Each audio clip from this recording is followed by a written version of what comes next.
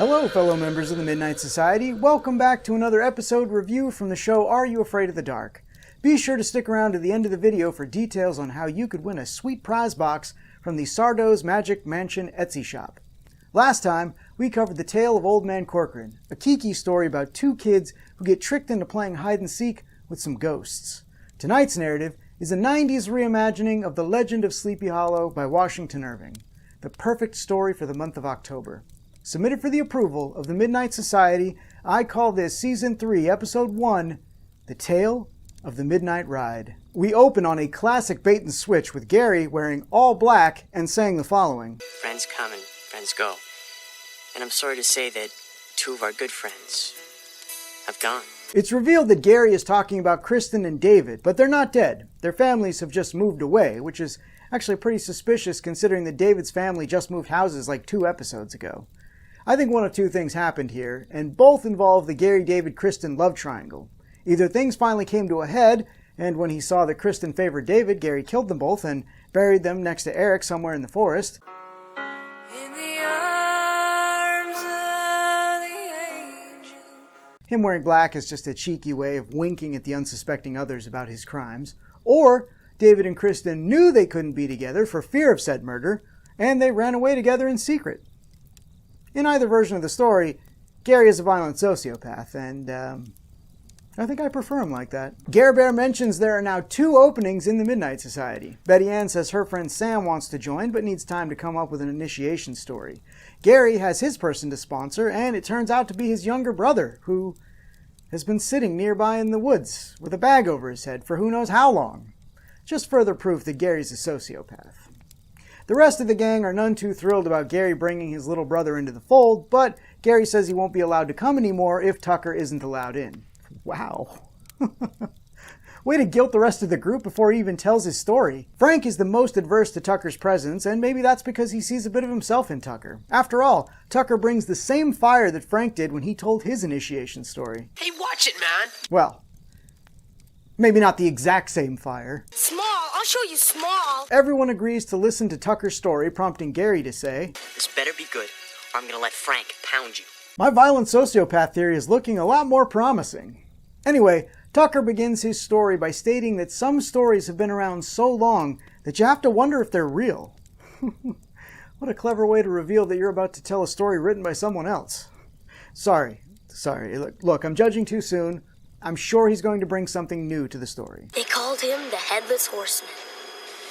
Legend says he was a soldier who had his head ripped off by a stray cannonball. Or not.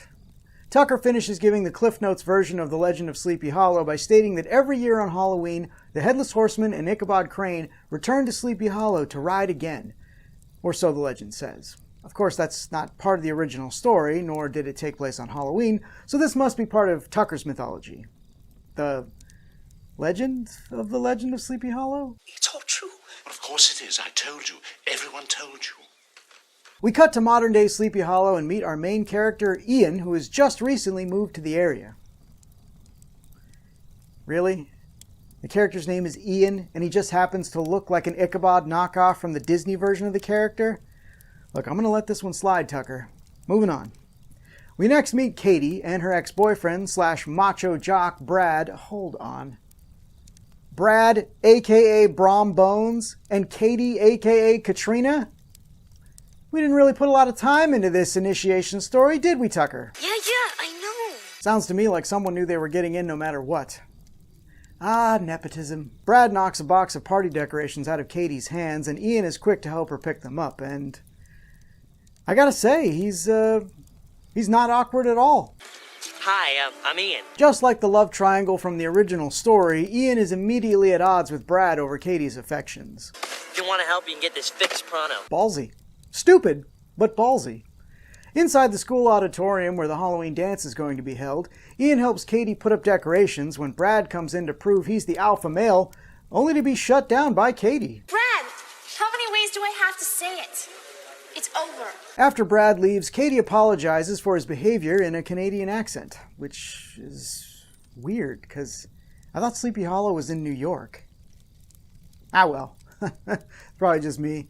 Katie asks if Ian is coming to the dance, and when he says yes, she asks him to save her a dance. We cut to that night at the Halloween dance, and I have to say, this place is way better decorated than the crappy string of purple balloons at the dance from the Tale of the Dark Dragon. Ian enters the dance dressed as Ichabod Crane. Of course he is. Of course he is. Only to discover that Katie is dressed as Ichabod Crane. Well, that's awkward. Please let Brad be dressed as him too. Please let Brad be dressed as him too. Take off, geek. Dang it! Anyway, the dance is going well for Ian. Hold on. I have to address something. This guy is going way too hard for the music that's playing. It's the fear of looking like this on the dance floor that kept me as a wallflower at all school dances. But, I mean, you do you, sir. I salute you. Spiritually. Later that night, Ian sees Brad arguing with Katie. She tries to walk away, but Brad won't let her. Ian intervenes, leading to this. Where the hell are the adult chaperones at this dance? The staff at our dances were on you in an instant if you danced too close, let alone laid hands on someone to drag them outside for a beating. You see, this is why student faculties will never work. See, at South Harminster, the students are the teachers. Outside, Brad begins to recount the legend of Sleepy Hollow to Ian. It was Halloween night. No, it wasn't. When Ichabod Crane came to a fork in the road. No, he didn't. Why is this idiot incorrectly recapping the story we just heard at the start of Tucker's Tale? Where's Fred Savage when you need him? Pass that, Grandpa. You read it already. Brad challenges Ian with going to the bridge from the story and collecting the horseman's pumpkin, a task that Brad claims everyone has done and that it's tradition.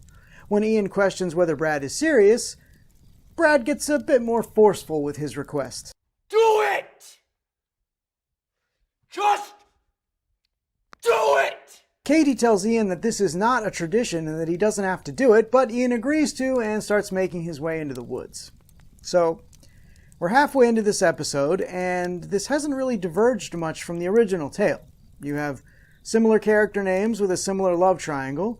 In the original tale, Ichabod hears a bunch of spooky tales about the area while at a harvest party at the Van Tassel farm. After failing to secure Katrina's hand with a marriage proposal, Ichabod heads home, encountering the horseman on the way.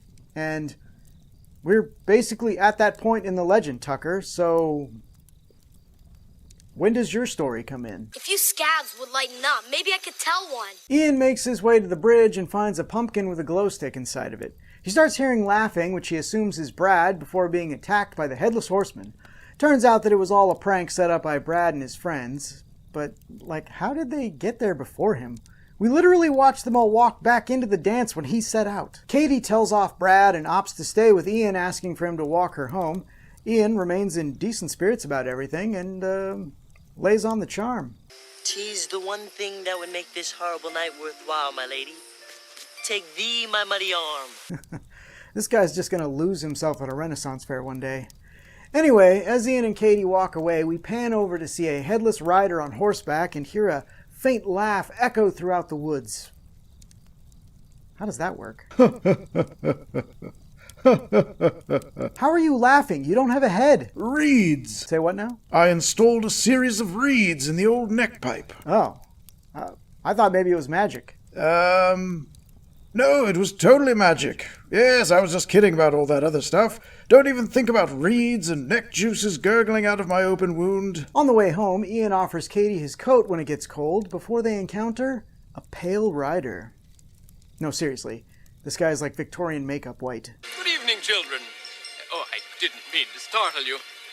I'm afraid I've lost my way in these wretched woods. Oh, by the way, Fraser called, and the character of Niles Crane wants his voice back. Remember what Mom always said, a handshake is as good as a hug.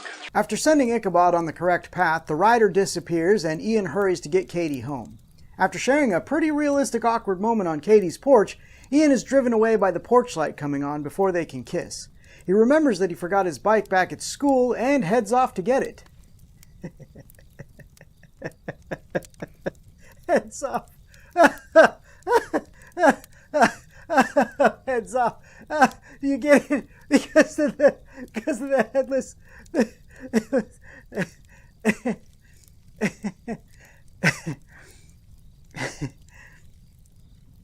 Sorry. At the school, Ian starts to get spooked after hearing menacing laughter and turns to receive a jump scare by Katie, who followed him there to return his jacket. The two see the shadow of a rider on the wall of the school. Ian thinks it's Brad still playing a joke, and frankly, he's had enough. He goes to confront him only to have this happen. Brad? Yeah, you know how Brad's always materializing out of shadows?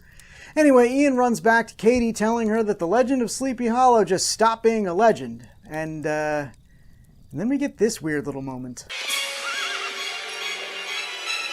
What the hell was that about? I get that you want to show he's headless, but the way he takes the pumpkin off just seems like irritation. Like a motorcyclist who's been riding for hours and just needs to get the helmet off. Stupid pumpkin head. Sometimes you just want to feel the wind in your... well, in your neck flesh, I suppose. Katie and Ian start to take off only for Brad to show up, still in his horseman getup, to be spooked by the real horseman. But why? Like, I know as an audience you want to see the jerk get some kind of comeuppance, but it makes no sense for him to be there. It seems like the dance ended a while ago, so was he just lurking at the school waiting for Ian to come get his bike? If so, Brad, you need to get a hobby. I collect spores, molds, and fungus. After fleeing for a bit, Katie and Ian stop to catch their breath, and while they do, Ian figures out that the horseman is chasing them because they gave Ichabod instructions to the bridge. So rather than getting lost, he escaped the fate of the story, a fate that now seems to be placed on Ian and Katie, though Katie isn't going down without a fight. We gotta play the story out. We gotta get to the bridge. You can't cross it. Somewhere inside the forest, Katie and Ian stop and make a bold claim. I think we lost him. Yeah, you never think we'd be stupid enough to come back here. No! You never say something like that when you're on the run from an evil supernatural force. That's an invitation for them to just show up at your exact location. Haven't you ever seen Friday the 13th? Or Halloween? Or A Nightmare on Elm Street? Or any episode of Tiny Toon Adventures featuring Elmira?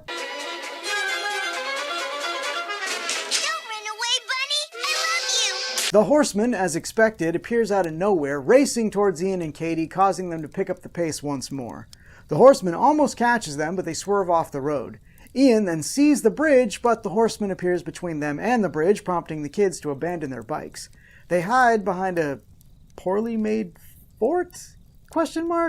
While shouting their dialogue. Seriously, the only reason this guy doesn't find them is because he doesn't have a head. What? Where are you? I can hear you. If only I had better eyesight. Is it eyesight? Is it magic sight? If only I had better magic sight, I'd find you. Ian offers to create a distraction while Katie runs for the bridge, but Katie says that she has a better idea. I'll distract him. No! I'm with Ian. You basically just stole his idea. Not to worry, though. Okay, my boy Ian, he's been a gentleman this whole story, so there's no way he's letting her... I guess chivalry is dead. And headless! Ian retrieves the pumpkin from the earlier prank that was left on the bridge. He runs back to stop the horseman from attacking Katie in what is surely to be the heroic moment of the episode. Yeah, that could have gone better. It does succeed in drawing the horseman's attention away from Katie, so there's that. Ian then Baywatch runs towards the bridge, though sadly shows very little cleavage.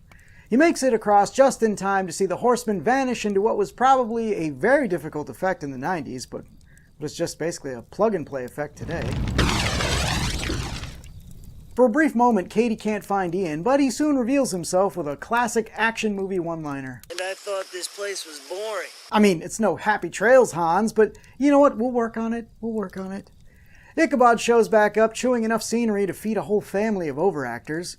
He tells the kids that he lost his way and thinks it best to go back to the fork and take the right path, which will put him back into his endless loop with the horsemen.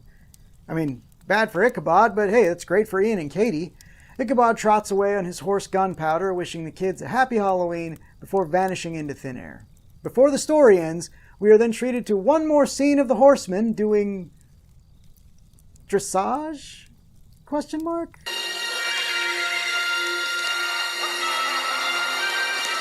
Back at the Midnight Society, the time has come to pass judgment on Tucker's tale that he stole from Washington Irving. Everyone's opinions differ. Kiki gives an apathetic "you'll do," while Betty Ann gives an enthusiastic "excellent." But Frank, oh Frank, he gives the most heartfelt reaction. Just keep him out of my face. I gotta tell you, Frank's really growing on me. Anyway, Tucker celebrates while Gary puts out the fire. I don't really know how I feel about this initiation story. On one hand, I found Frank's initiation tale to be awful, but at least it was original. Half of this story is just the legend of Sleepy Hollow, but in a modern setting. And sure, they shook things up in the latter half, but imagine them doing that with a major horror franchise. Picture you go to see A Nightmare on Elm Street, right? But the movie universe inside, Nightmare isn't real, right? But all the characters are tied to it in some way, and then it turns out that it is real, but much different than you remember. Wait. Now that's literally the plot of Wes Craven's New Nightmare. Never mind. I withdraw my complaint entirely. Welcome aboard, Tucker. Nice going, bro. Welcome to the Midnight Society. Now for the review. This episode was good-ish. Look, I actually enjoy the episode, but that's because I enjoy the original story by Washington Irving, and that's sort of the problem here. Many Are You Afraid of the Dark stories are retelling other famous tales, but they generally mask it better than this. I mean, aside from that gripe, I feel the episode had decent acting, costumes, and effects, which steer it out of the danger zone. Danger zone? The settings work well here. As I always state, Are You Afraid of the Dark crushes their nighttime forest scenes, and this was no different, which is great because the episode mostly takes place outside. The one indoor set we have is also great, and to me, really captured the look of a high school Halloween dance. So are you going to the dance tonight? Why are you asking? While the story is the weakest part of the episode because of its basic rehashing, it at least starts doing its own thing with the source material at the halfway point. Now, what it does isn't terribly unique, but it does pit our two main characters against the relentless Headless Horseman, and that makes for a fun finale. Oh no, if you think I'm going... Now, it might be because I don't find the legend of Sleepy Hollow scary, but I didn't really find anything in this episode remotely frightening either.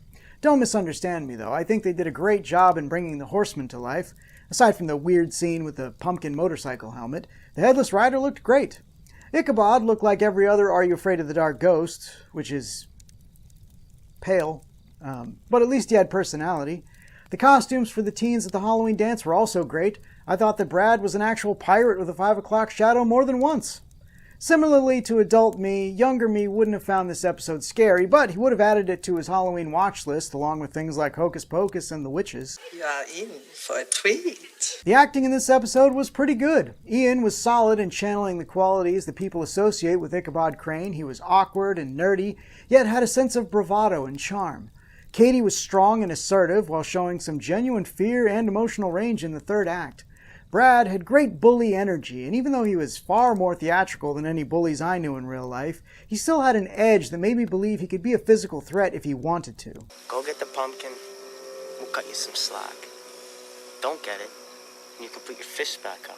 The only adult actor in the episode was the ghost of Ichabod Crane, and while he only had 2 brief scenes, he left me very confused about his performance. I think it was more his voice than his actual acting that was the issue for me. It was just so over-the-top silly that it just sort of took me out of any moment he was in. They say these woods are haunted, you know. Well, Tucker, despite your lack of originality, I think your story is a fun one for Halloween, so I'm going to say that the Tale of the Midnight Ride meets the approval of the Midnight Society. But I expect better from you in the future. The Midnight Society members poll on this episode was pretty one-sided, with about 87% of the vote approving the tale, so my rating stands. Yes! I want to thank the following Midnight Society members for participating in this video's poll. I'll handle this. Fine. Heads up. Amanda, William, Brooke, Steve, Lox, Eric, Jesus, Kaylin, Lisa, Ali, Sarah, Toby, Becca, Paul, John, Ray Fizzle, Lindell, Brian, John, Joanna, Alexander, Seneca, Lindsay, Takara, Stacy, and Dominic. I'm coming for you. Wait. Are they over there? Or are they over there? What did you all think of Tucker's story? Did you see it as a kid? What were some of your favorite tales from the series? Let me know in the comments below. Also, I'm doing a giveaway on this episode. Use the link in the description below to go to my site and enter to win this sweet gift box from the Sardo's Magic Mansion Etsy store. The entry deadline will be Saturday, October 30th, just in time for another giveaway on my collab video recapping and rating all of Season 2 with my buddy Adam, who also does some very funny Are You Afraid of the Dark content. Go and check out his channel when you have a chance. Be sure to check out my next episode about the tale of Apartment 214. Until next time, are you afraid of the dark?